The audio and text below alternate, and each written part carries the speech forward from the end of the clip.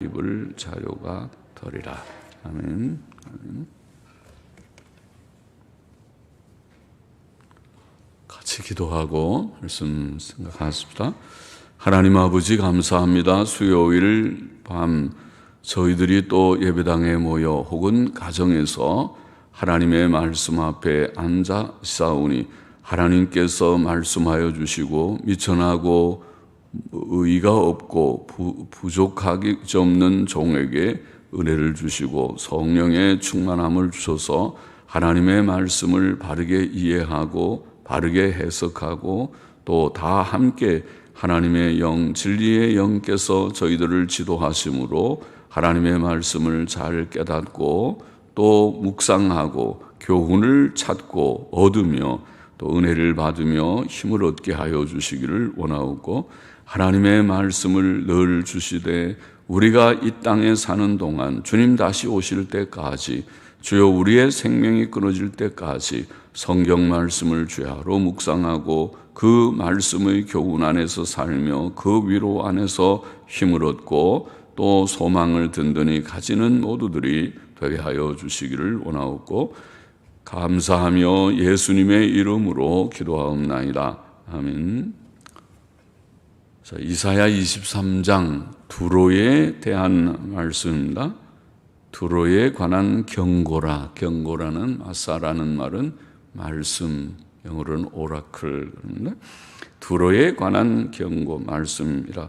다시스의 선척들아 1절 계속 보십시다. 너희는 슬피 부르짖을지어다.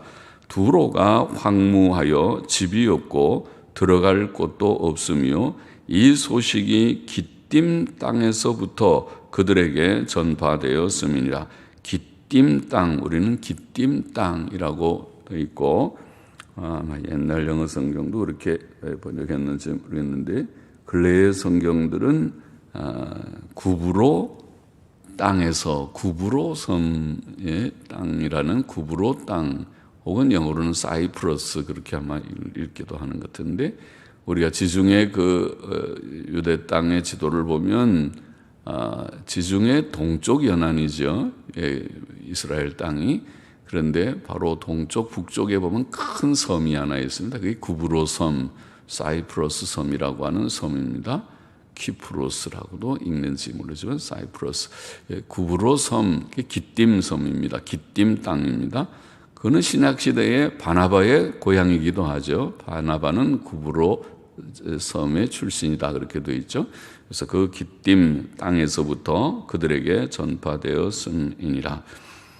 바다에 왕래하는 시돈 상고로 말미암아 부요하게 된 너희 해변 거민들아, 해변 거민들아. 지금 이게 두로를 가리키는 말이라고 보입니다. 해변 거민들아 잠잠하라. 시올의 곡식 곧 나일의 추수를 큰 물로 수운하여 드렸으니 열국의 시장이었도다. 자, 두로에 관한 말씀. 두로는 어디에 있느냐면 우리가 유대 땅, 이스라엘 땅의 지도를 보면 지금 방금 설명드린 대로 유대 땅은 지중해라고 하는 지중해, 유럽의 중요한 그런 큰 바다죠. 지중해 연안에 이탈리아도 있고 뭐 그리스도 있고 그래 고대의 그런 유명한 나라들이 다 거기에 있죠. 지중해 남쪽으로는 아프리카라고 하는 큰 대륙이 있고 지중해 연안에 있는 것이 유럽이라고 하는 큰 땅덩어리가 대륙이 지중해를 남쪽에 끼고 있는 셈이죠. 거기에 뭐 스페인, 프랑스, 독일 아마 이런 것들이 다 지중해와 가깝게 그게 다 연접해 있습니다. 그런데 그 지중해 동쪽에 이스라엘 땅이 있죠. 근데 이스라엘 땅, 우리가 팔레스틴이라고 말하는 이스라엘 땅, 원래는 이 두로와 시돈도 이스라엘이 가나안 7족을 점령하는 땅 안에 들어 있습니다.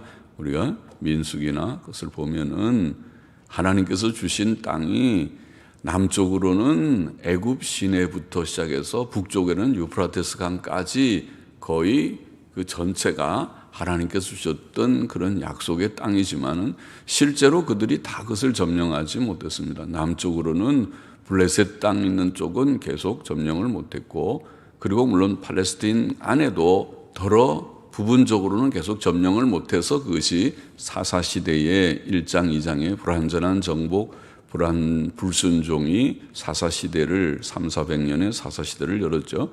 그런데 북쪽으로도 두로와 시돈 땅을 점령하지 못했었습니다. 그래서 두로와 시돈은 이스라엘과 인접해 있는 이방 족속이고, 그러나 그 때때로 경건한 어떤 그 영향도 있었고, 또 반대로 거기에서 바알 숭배가 이스라엘 땅에 영향을 주기도 하고 그렇게 됐었죠. 여튼 두로라고 하는 땅은 이스라엘 지도에서 보면은 그 이스라엘 경계, 지금 점령하지 못했다고 하니까 경계의 북쪽에 그 지중해 연안에 있는 항구 도심, 항구 도시와 같은데 그것이 한 나라입니다. 도시국가죠. 싱가포르처럼. 그래서 그 두로의 나라이기도 하고 성이기도 합니다. 그래서 그것이 여기에 해변 거민들 견고한 성 이런 표현으로 본문에 나와 있습니다. 자, 두로에 관한 말씀이라. 다시스의 선척들아. 왜 갑자기 다시스가 나오는가? 두로는 지금 여기 보면은 고대의 항구 도시이고 무역의 중심지였습니다. 그 지역에. 그러니까 아마 지중해 동부 연안의 무역의 중심지라고 볼 수 있어요.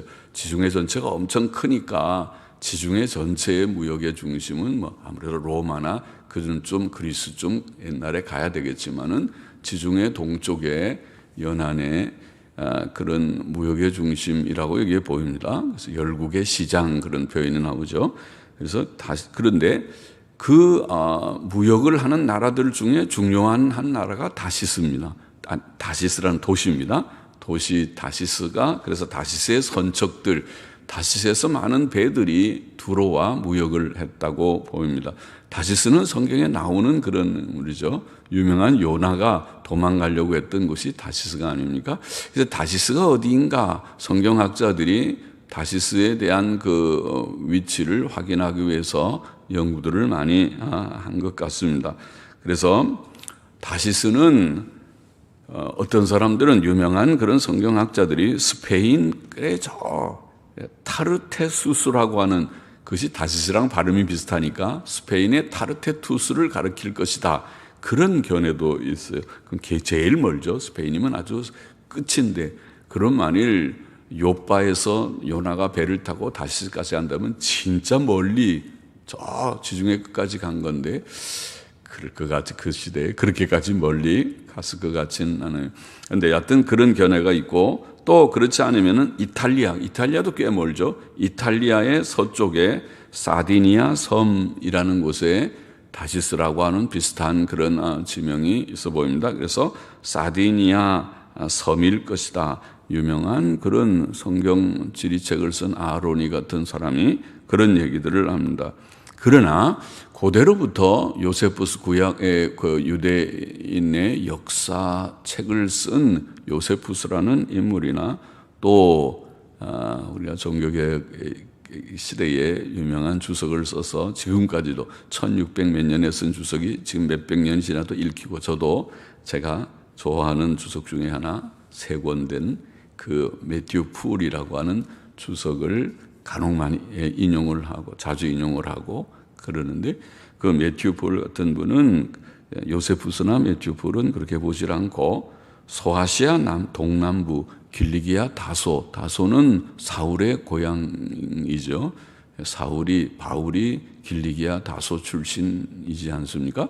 그래서 이 소아시아 동남부의 길리기아 다소 발음이 비슷하죠. 다시스와 다소가 다시스다, 성경의 다시스다, 그렇게 보는데, 제 생각에는 성경 본문에 가장 맞는 것이 그것이 아닌가. 또 근거도 꽤 있죠. 요세푸스가 굉장히 권위 있는 고대의 역사학자니까 다시스는 다소를 가리킨다. 그런 견해는 그래도 권위가 있는 그 말이죠. 그래서 그러면은 지금 여기에 더 잘 이해가 됩니다. 두로에서부터 갈 수 있는 그 주위에 가까운 다소는 그 당시에 소아시아의 남쪽 항구 도시니까 소아시아 전체를 다 통할 수 있는 중요한 항구의 도시였을 것이라고 생각합니다. 그리고 다시스와 그다음에 두로, 그리고 여기에 나오면 시돈. 시돈은 두로에서 좀 더 북쪽에 있는 연안의 항구 도시입니다. 시돈. 그리고 남쪽으로는 애굽이 나오죠. 이게 시월의 곡식, 나일의 추수, 그런 말이에요. 시월이라고 하는 것은 나일강 북쪽에 있는 한 지명이라고 이해가 됩니다. 그러니까 시월의 강은 바로 나일강, 애굽을 가리켰어요. 그러니까 계속 다 이것은 지중해 동부 연안입니다. 저 북쪽으로는 소아시아 쪽에 다소, 그다음에 시돈, 그다음에 두로라는 이 항구의 중심인 무역도시 두로, 그리고 남쪽으로는 애굽. 거기에 있는 모든 무역이 활발하게 두로를 중심으로 이루어져서, 두로는 무역을 많이 하니까 부자인 것이죠. 부여하죠. 무역을 많이 하면 굉장히 부자가 되죠. 우리가 시장이 형성된 곳은 자연히 부자가 되잖아요. 남대문 시장, 동대문 시장이 굉장히 우리나라의 중요한 시장이었듯이 말이죠. 그렇게 해서 다시스의 선척들이라고 표현하는 것은 다소를 가리켰을 것이다, 그런 생각을 합니다.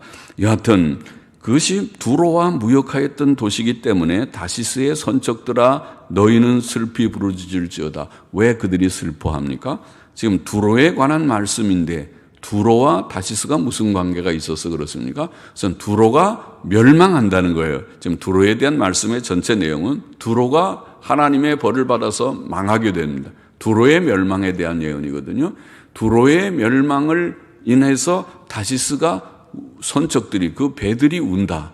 그 배들이 다시 두로랑 계속 무역을 해서 돈을 많이 벌었는데 가서 물건도 팔고 좋은 물건 다 사오고, 그래서 막 팔고, 사람들이 뭐 물건 원하면 그거 내가 구해주겠다고. 남대문 시장 가면 다 있잖아요. 옛날에 남대문 시장에 없는 것이 없다고 그러잖아요. 그러니까 뭐든지 필요한 것 그 시장에 가면 다 구할 수 있으니까 무역이 잘 되는 것처럼, 돈을 버는 것처럼 그런 거죠. 그러니까 다시스도 그랬었는데 두로가 망하게 되면은 시장이 없어지니까 슬피 부르짖게 되겠죠. 그 얘기입니다. 두로가 황무하여 집이 없고, 얼마나 망해버렸으면 집이 한 채도 없고 들어갈 곳도 없고 어디 가서 쉴 수 있는 곳이 없어요. 오늘날로 말하면 여관도 없고 여인숙도 없고 호텔도 없고 어디 가서 거할 데가 없고 집도 없고 사람도 살지 않는 황폐하게 된다는 거죠. 이 소식이 기띔 땅에서부터 그들에게 전파되었습니다. 그러면 다시스가 어디서 그 소식을 들었느냐? 기띔 땅에서. 기띔은 제가 설명드린 대로 동부 연안의 큰 섬, 구브로 섬, 사이프러스라는 섬인데, 섬이 바로 북쪽으로는 다소하고 접해 있고 동쪽으로는 시돈이나 두로하고 가까이 붙어 있는 곳입니다. 그러니까 두로가 망했다는 소식이 전파되었죠. 기띔 땅에 전파되고 기띔에서 그 소식이 다소에도 전해지고 온 주의 나라에 전해졌겠죠. 그러니까 기띔 땅에서부터 그들에게 전파되었다. 그러니까 이해가 되죠. 그래서 다소는 저 멀리 무슨 이탈리아나 스페인까지 가지 말고 길리기아 다소를 가리키는 것이 문맥적으로는 자연스러워 보인다. 그렇게 설명드릴 수 있습니다. 바다에 왕래하는 시돈 상고로 말미암아, 시돈은 바로 두로의 북쪽에 있는 항구 도시라고 했죠. 그러니까 시돈의 상고들, 상인들입니다. 시돈의 상인들로 말미암아 부요하게 된 너희 해변 거민들아. 해변 거민은 지금 두로의 사람들을 말합니다. 두로 사람들이 해변에 있는 그 부요한 그런 거민들이거든요. 그러니까 시돈의 상고들도 와서 다 무역을 하니까 와서 물건 팔고 사가고 하면서 그들이 그러니까 부요하게 됐어요. 누가? 두로가. 두로는 항구 도시로서 홍콩이 부유해진 것처럼, 싱가포르이 굉장히 부유한 것처럼 그렇게 중간에 무역을 잘하면 굉장히 부유해지겠죠. 해변 거민들아 잠잠하라. 지금 두로에 대해서 말합니다. 시올의 곡식 곧 나일의 추수를 큰 물로 수운하여 들었으니, 시올의 곡식 나일의 추수는 저 남쪽에 있는 애굽 땅에서 많은 풍요한 그 나일강의 하류의 그런 곡창에서 나오는 많은 곡식들이 있겠죠. 그것들을 이제 팔아야 되니까 그것을 큰 물로 수운하여 들었으니, 그 바다에서 뭐 뗏목으로 하든지 그렇게 막 배로 옮기든지 옮겼겠죠. 그래서 그것이 두로에 와서 장사가 잘 됐겠습니다. 그러니까 곡식은 남쪽에서 올라오고 또 각양의 모든 물건들이 북쪽에서도 또 동쪽에서도 다 온 세계에서 오듯이 그 당시로 말하면은 그 주위에 지중해 동부 연안 중심으로 한 곳곳에서 많은 물건들이 오고 또 판매되고 또 그렇게 했을 것이라고 봅니다. 그러니까 부유해지는 것이죠. 그런데 이제 두로가 망하게 되니 그들이 슬퍼하게 되는 것입니다. 자, 들었으니 열국의 시장이었도다. 누가? 두로가. 두로를 열국의 시장이라 그렇게 표현합니다. 그러니 두로의 멸망은 그들로 할 말을 잃게 하는 큰 충격이 아닐 수 없었을 것입니다. 4절 보십시다. 시돈이요 너는 부끄러워할지어다. 두로의 북쪽에 있는 그런 항구 도시입니다. 시돈이여 너는 부끄러워할지어다. 대저 바다 곧 바다의 보장이 말하기를 바다 곧 바다의 보장. 보장이라는 말이 견고한 성, 요새 이런 뜻입니다. 견고한 성, 바다의 견고한 성, 지금 두로를 가리키는 거죠. 바다 곧 바다의 보장, 견고한 성이 말하기를 나는 구로하지 못하였으며, 구로는 여인들이 아기를 낳는 고통을 구로한다고 말하죠. 해산의 고통입니다. 나는 해산의 고통을 하지 않았다. 해산의 수고를 하지 않았다. 아기 못 낳았다는 그런 말을 하는 것이죠. 그것은 다 죽어버렸으니까, 사람들이 다 죽어버렸으니까 나는 이제 출산도 못하고 이런 얘기하는 거예요. 나는 구로하지 못하였으며 생산하지 못하였으며, 생산은 출산한다는 말이죠. 출산하지 못하였으며 청년 남자들을 양육하지 못하였고, 내가 아기를 낳아서 남자아이들을 키우지도 못하고 처녀들을 생육하지도 못하였고 또 소녀들도 내가 키우지 못했고 하였다. 그 소식이 애굽에 이르면, 그러니 이제 두로가 망했다는 말입니다. 망해서 다 이제는 출산도 할 수 없고 다 어린아이도 없고 그렇게 고통하면서 해산하는 일도 없고 다 망해버렸으니까 두로가 망했다 하는 이 소식이 주위에 다 퍼졌어요. 그래서 이 소식이 애굽에 이르면 그들이 두로의 소식을 인하여 통도하리로다. 통도는 슬퍼하는 것이죠. 슬퍼하리로다. 그들이 도망가면 그들이 갈 수 있는 제일 멀리 가는 것은 다소쯤 갈 것입니다. 다시스까지. 그들이 구브로 섬으로 도망가기도 하고 거기에서 다소까지 가면, 그 다소만 가면 거기서는 저 소아시아 북쪽으로 이제는 육지에서 얼마든지 도망가고 싶은 대로 피할 수 있겠죠. 그러니까 다소로 가라, 다시스로 가라, 건너갈지어다. 해변 거민아 너희는 슬피 부르짖을지어다. 지금 해변 거민은 앞에도 말했지만은 두로 사람들을 표현하는 말이라고 보입니다. 너희는 슬피 부르짖을지어다. 이것이 고대에 건설된 너희 희락의 성. 그 시대에, 옛 시대에 두로는 일찍부터 항구 도시로서 열국의 아까 시장이라고 표현된 항구 도시로서 발전하고, 그리고 또 정치도 잘 했겠죠. 그러니까 모든 사람들이 거기 와서 시장이 형성될 수 있도록 그렇게 정치를 잘 했겠죠. 그래야지 뭐 세금 많이 걷고 그러면 거기 다 안 오죠. 다 다른 데로 가버리죠.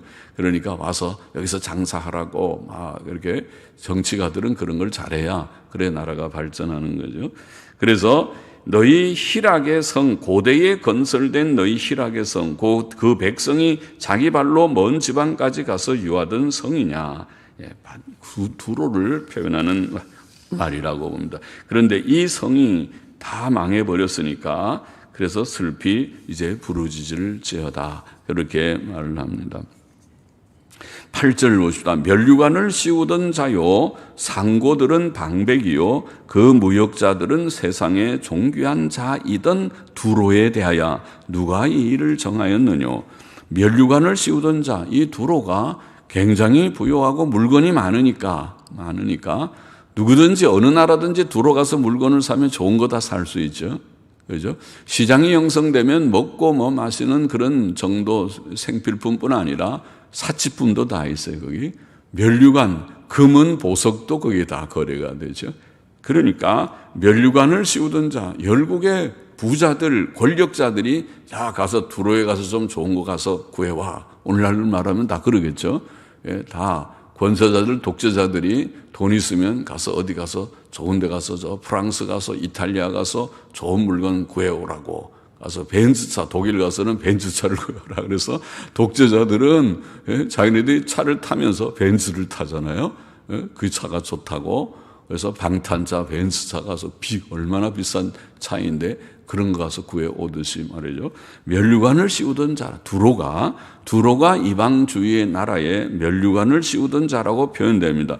또 그 상고들은 두로와 거래를 하던 상인들은 방백이요. 각 나라에서 권력이 있는 사람들이 돈이 있죠. 돈도 있고 권력이 있는 사람들이 무역을 다 장악해서 무역하겠죠. 방백이요. 그 무역자들은 세상에 존귀한 자이던 두로에 대하여, 그래서 이런 존귀한 사람들, 돈 좀 있고 권세 있는 사람들이 다 무역을 했던 것입니다. 그런데 이제 이 두로에 대하여, 이런 두로인데 어떻게 보면 두로가 망할 것 같지 않죠. 이런 든든한 그런 거래처가 있는 두로인데, 그런데 그 두로가 망했어요. 와, 이거 어떻게 된 것이냐? 두로가 망할 수 있느냐? 남대문 시장, 동대문 시장이 망할 수 있느냐? 망할 수 없을 것 같은데 요즘은 굉장히 한산해져 버렸다고 하죠. 참 슬픈 일입니다. 우리나라에는 남대문 시장, 동대문 시장이 경기를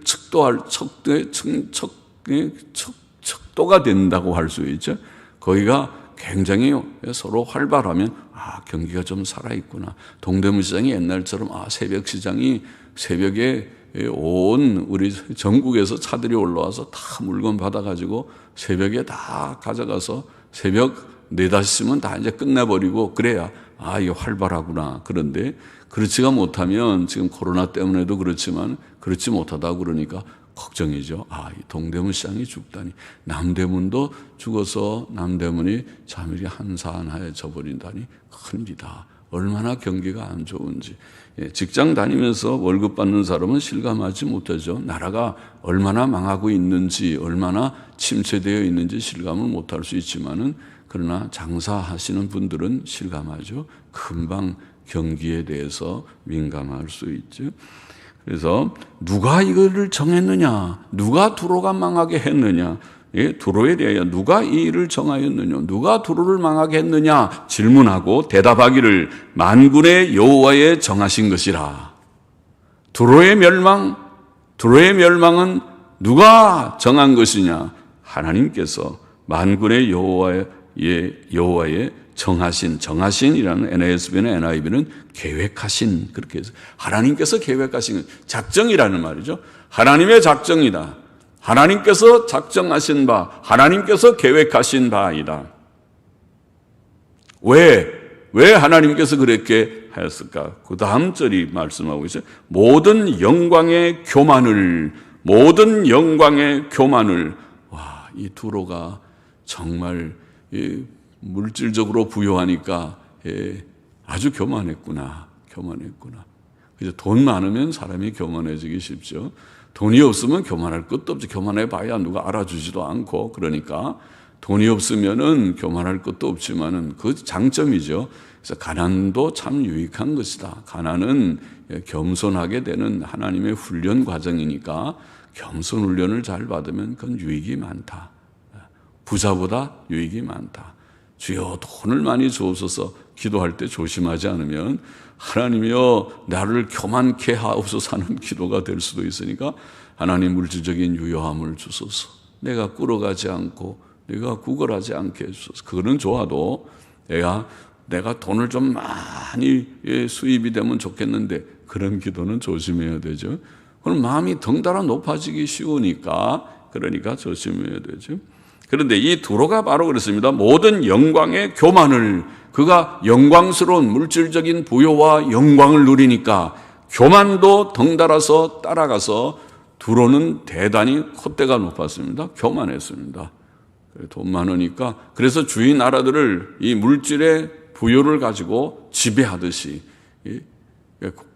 힘이 있는 그런 나라, 작은 도시국가지만은 나라였습니다.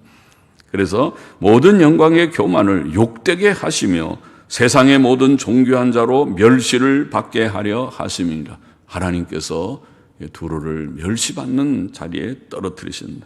딸 다시스여 나일같이 너희 땅에 넘칠지어다. 너를 속박함이 다시는 없으리라.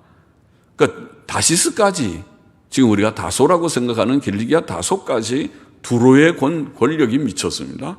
그래서 그 너를 속박함이 두로가 그 권세와 힘과 영광을 가지고 다소까지 이래라 저래라 하고 있어요. 힘이 있죠. 돈 있는 사람들이 힘이 좀 있죠. 또 여호와께서 바다 위에 손을 펴사 열방을 흔드시며 여호와께서 가나안에 대하여 명을 내려 그 견고한 성을 회파하게 하시고, 여기에 가나안이라는 월말은 상인이라는 뜻이죠. 장사하는 자들이라는 뜻입니다. 가나안이라는 말이. 그래서 가나안에 대하여라는 말은 지금 여기에 두로를 포함해서 하는 말 같습니다. 두로를 가리키는 두로 지역을 염두에 둔 말씀이라고 봅니다. 그래서 여호와께서 가나안에 대하여 명을 내려 그 견고한 성은 두로죠. 두로성입니다. 견고한 성을 회파하게 하시고 가라사대 너 학대받은 처녀딸 시돈도 학대를 받았어요. 누구에게? 두로에게란 말이죠. 그러니까 두로가 힘이 있으니까 북쪽에 있는 같은 항구 도시이지만 시돈도 학대를 하고, 더 다소까지도 그거를 뭐라고 아까 다소를 뭐라고 다소를 속박하고 그랬더구나 하는 것을 볼 수 있어요. 그랬습니다. 내게 다시는 희락이 없으리니 일어나 기띔으로 건너가라. 시돈이 도피하기 위해서, 두로가 망할 때 시돈도 망하겠죠. 그래서 도피하려고 기띔으로, 그 바다만 조금 건너면 구브로 섬입니다. 기띔으로 건너가라. 너에게 다시는 희락이 없으리니, 전에는 평안할 때는 그래도 가서 무역하고 돈도 벌고 기쁨이 있는 시돈이었겠지만은 시돈이 희락이 없어질 것이다. 기띔으로 건너가라. 거기서도 내가 평안을 얻지 못하리라. 그런 말씀을 하고 있습니다. 13절 보십시다. 갈대아 사람의 땅을 보라. 그 백성이 없어졌나니 곧 아수르 사람이 들짐승에 거하는 곳이 되게 하였으되 그들이 망대를 세우고 궁전을 헐어 황묵해 하였느니라. 혹은 그 궁궐들을 헐었으며 그가 그것을 황묵해 하셨느니라. 이렇게 번역하기도 합니다. 그 번역이 맞을 것 같이 보입니다. 다시스의 선척들아 너희는 슬피 부르짖으라. 너희 견고한 성이 파괴되었느니라. 너희 견고한 성은 역시 두로를 가리켰습니다. 여기 13절에 하나님께서 갈대아 사람들을, 13절은 하나님께서 갈대아 사람들을 사용해 두로를 멸망시키실 것이라는 뜻이다. 이렇게 해석하기도 하고 유명한 주석가들이 또 그렇게 해석하기도 하지만은 매튜 풀은 하나님께서 갈대아인의 땅을 황폐케 하신 것처럼 두로도 황폐케 하실 것이다. 그냥 그런 뜻으로 해석했습니다. 갈대아인의 땅들을 하나님께서 황폐케 하시듯이 두로도 황폐케 하실 것이다. 두로가 황폐하게 될 것입니다. 15절 마저 보십시다. 그날부터 두로가 한 왕의 연한같이 70년을 잊어버림이 되었다가, 두로의 멸망은 70년 동안 지속될 것이다. 70년을 잊어버림이 되었다가 70년이 필한 후에, 마친단 말이에요. 필한 후에 70년이 마친 후에 두로는 기생 노래의 뜻같이 될 것이라. 기생 노래가, 그런 노래가 있는 모양이죠. 여기에 잊어버린 바 되었던 기생 너여 수금을 가지고 성읍에 두루 행하며 기묘한 곡조로 많은 노래를 불러서 너를 다시 기억게 하라 하였느니라. 그런 구절을 여기에 인용해 놨어요. 그래서 70년 동안 버림을 받았던 그런 기생이 다시 기억되는 것처럼 두로는 죄 많이 짓는 영적인 그런 기생과 같은 그런 죄 가운데 있어서 물질적으로는 부요했지만은 교만해서 하나님께 벌받아서 망해가지고 70년 동안 나라가 회복되지 못하다가 70년 후에 기억한 바 된다. 기억될 것이다. 그래서 17절입니까? 그게 17절 말씀입니까? 70년이 필한 후에 여호와께서 두로를 권고하시리니, 권고는 뭡니까? 권고는 돌아보신다는 것이죠. 하나님께서 돌아보신다. 아까 두로의 멸망은 누가 한 것이라고 했습니까?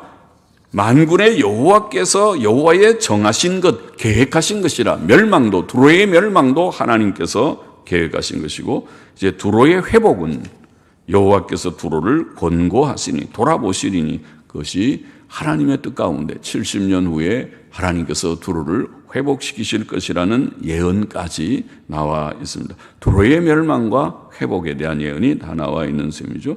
그가 다시 취리하리니, 취리는 이익을 얻는다는 말이죠. 전에 무역해서 돈 많이 벌었던 것처럼 두로가 또다시 무역도시처럼 그들이 다시 부요하게 될 것이다. 취리하여 지면에 있는 열방과 음란을 행할 것이며 그 무역한 것과 이익을 거룩히 여호와께 돌리고. 근데 이상하죠. 이렇게 물질적인 부요함이 있는데 이제는 그 무역한 것과 이익을 거룩히 여호와께 돌리고 간직하거나 쌓아두지 아니하리니, 이 물질적인 부요를 가지고 하나님의 일을 할 것이다. 하나님께 그 물질을 드리게 될 것이다. 그 무역한 것이 여호와 앞에 거하는 자의 배불리 먹을 자료, 잘 입을 자료가 되리라. 이런 신기한 말씀이 여기에 있는데, 이 예언은 여기에 두로의 회복, 또 두로의 물질적인 유효의 회복, 이 예언은 신약시대에 이루어졌다고 보입니다. 초대교회사를 쓴 유세비우스라고 하는 초대교회사 성경에 우리가 그런 역사책이 많지 않지만 초대교회의 역사를 쓴 유세비우스라는 인물이 있습니다. 아까 요세포스라는 구약의 유대인의 역사를 쓴 요세포스 말고 유세비우스라는 초대교회 그리스도인 교회의 역사를 쓴 그런 인물이 있는데, 유세비우스는 교회사 10장 4절에서 이런 얘기를 합니다. 두로에 하나님의 교회가 세워졌다. 이 두로라는 땅에 하나님의 교회가 세워졌고 그것의 많은 재물이, 두로의 많은 재물이 하나님께 바쳐졌고 전도사에게 후원을 위해서 드려졌다. 그렇게 기록하고 있습니다. 그래서 놀랍다. 두로가 회복되고 그 물질적인 유효함을 얻고 그것으로 하나님께 바친다고 이사야 23장 그렇게 말씀했는데 그 말씀이 성취된 것이로구나. 그렇게 깨달아지는 내용이 있습니다. 본장에 우리가 교훈을 빠르게 정리해 보십시다. 첫째로, 한때 열국의 시장으로 부요했고 바다의 보장, 견고한 성, 요새와 같은 견고한 성, 희락의 성이라고 불릴 정도로 견고하고 즐거움이 넘쳤던 두로성은 황무하게 되어 집이 없고 어린 자녀들도 없고 그 거민들이 부끄러워하고 멀리 도피할 것이며 주위 나라 사람들도 놀라고 슬퍼할 것이다. 두로의 멸망에 대한 예언이죠.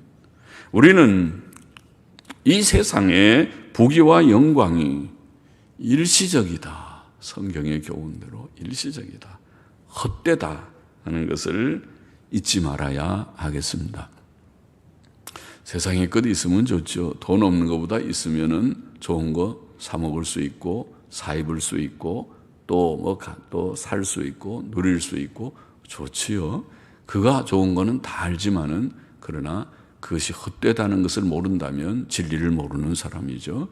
그것이 헛되다는 것을 성경의 교훈대로 바로 알아야 되겠습니다. 전도서 1장 2절 3절의 말씀을 우리는 많이 인용하고 알고 있죠. 전도자가 가로되 헛되고 헛되며 헛되고 헛되니 모든 것이 헛되도다. 5번이나 한 절에 말해서 헛되고 헛되며 헛되고 헛되니 모든 것이 헛되도다.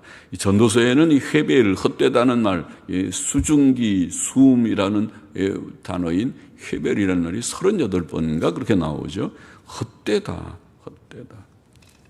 해 아래서 수고하는 모든 수고가 자기에게 유익이 무엇인고 인생이 무엇을 위해서 수고하고 노력하고 애쓰는 것인가.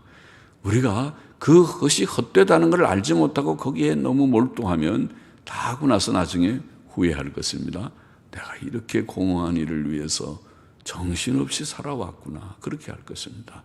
바로 알고 그것이 헛되다는 것을 알고 나는 가치 있는 일, 의미 있고 가치 있는 일을 위해서 살다 가리라. 그것이 무엇인가 생각하면서 바로 가야 되겠습니다. 베드로전서 1장 24절은 그러므로 모든 육체는 풀과 같고 우리들이 풀과 같고 그 모든 영광이 풀의 꽃과 같으니 그렇죠? 꽃이. 우리 여기 뒷뜰에도 복숭아 꽃이 피어서 와 저렇게 예쁜 꽃이 또 동백꽃도 예쁘게 피고 동백도 예쁘게 피고 복숭아꽃도 예쁘게 피었는데 벌써 졌더라고요. 동백도 지고 복숭아꽃도 지고 저기 한때네 저렇게 예쁘고 고운 꽃이 피었는데 저물었네, 졌네. 꽃은 마르고 풀은 마르고 꽃은 떨어진다고 말씀했습니다. 요한일서 2장 15절 16절 이 세상이나 세상에 있는 것들을 사랑치 말라. 이 세상에 있는 것이다. 그렇죠? 누구든지 세상을 사랑하면 아버지의 사랑이 그 속에 있지 아니하니 이는 세상에 있는 모든 것이 육신의 정욕과 안목의 정욕과 육신의 정욕 다 땅에 있는 것들이 육신의 정욕을 만족시키는 것 안목의 정욕 눈에 보기에 좋은 것 눈에 보기에 좋은 것 또 이생의 자랑 좀 있으면 뻐기고 자랑하고 내가 뭐 좀 있다고 그렇게 뽐내는 이생의 자랑 이런 것이고 다 아버지께로 쫓아온 것이 아니라 그렇게 말했습니다.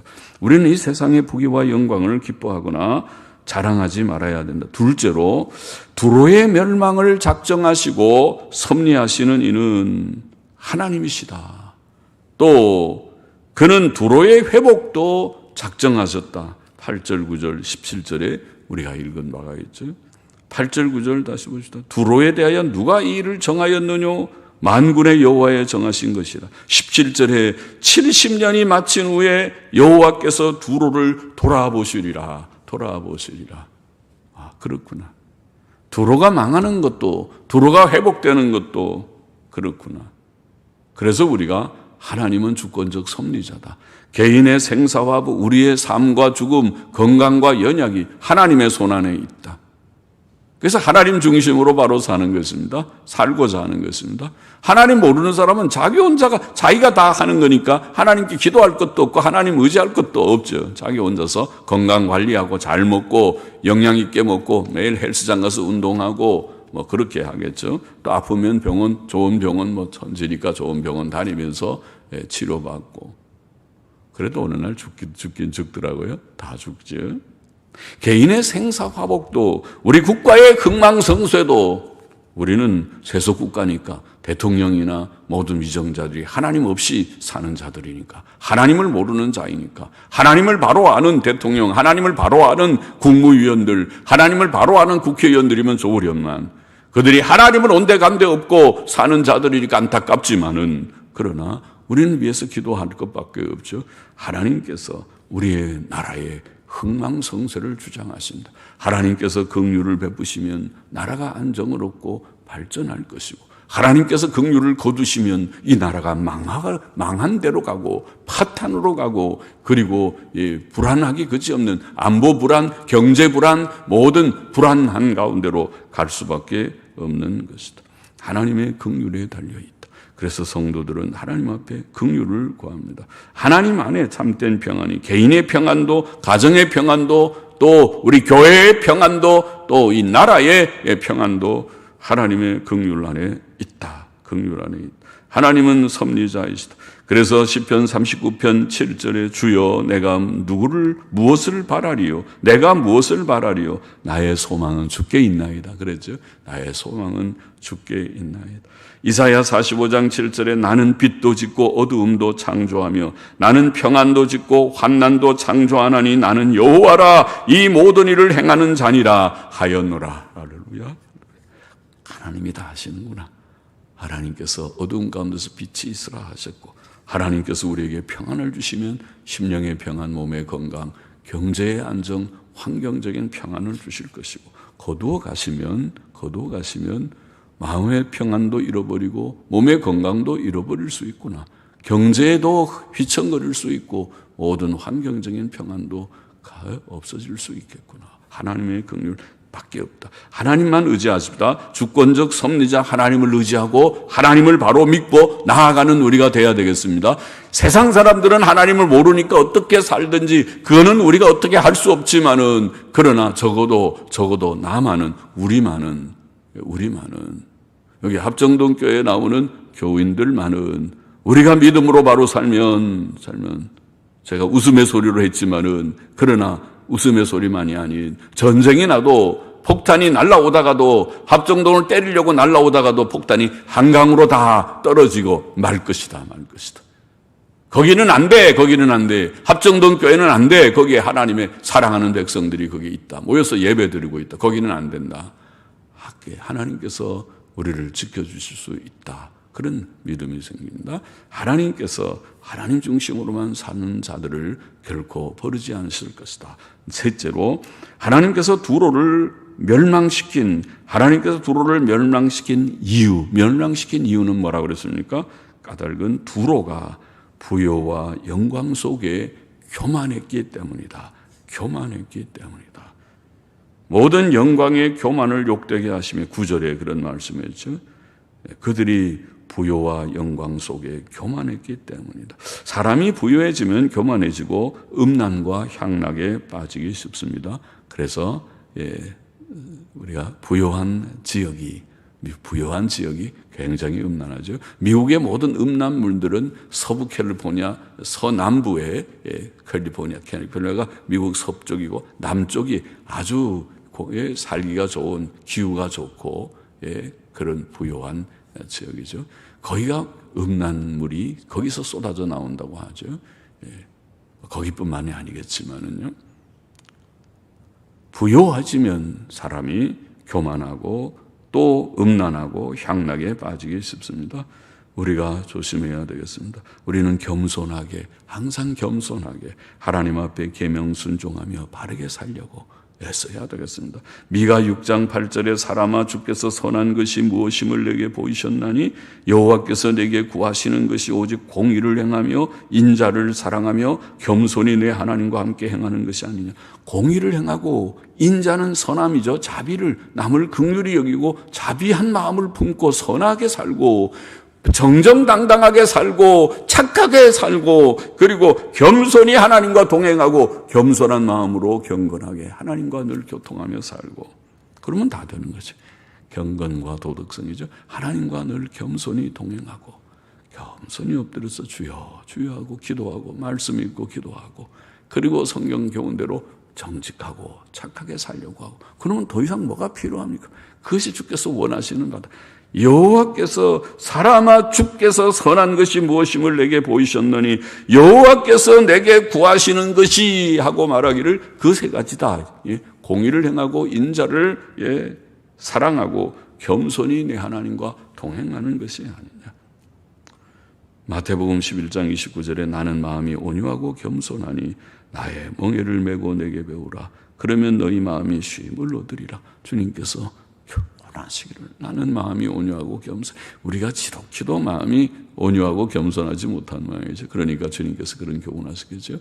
나는 마음이 온유하고 겸손하니 제발 하나님께서 원하시는 주께서 원하시는 마음을 우리들에게 주소서. 우리의 마음이 온유와 겸손으로 주님의 마음을 품고 주님을 배워나가면 내게 배우라.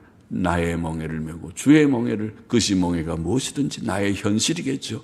나의 건강, 나의 가정, 나의 교회의 직분, 내게 주신 현실, 내게 주어진 멍에 그것이 다른 사람의 멍에가 아닌 내 멍에지요. 내 건강 상태가 약하면 약한 대로 좋으면 좋은 대로 내 경제 상태가 좋으면 좋은 대로 나쁘면 나쁜 대로 내가 나의 자란 모든 배경이 좋으면 좋은 대로 또 그렇지 못하면 못한 대로 다 사람들이 다르죠. 내게 주신 나의 멍에 예수 그리스도께서 우리에게 주신 그 멍에를 메고 주님께 배우면 너희 마음이 쉼을 얻으리라. 할렐루야죠. 우리가 주님의 뜻대로 바로 살면 온유와 겸손한 마음으로 주님 따라서 살려고 하면 주께서 우리의 마음에 큰 평안 주신다고 약속하신 것과 같죠.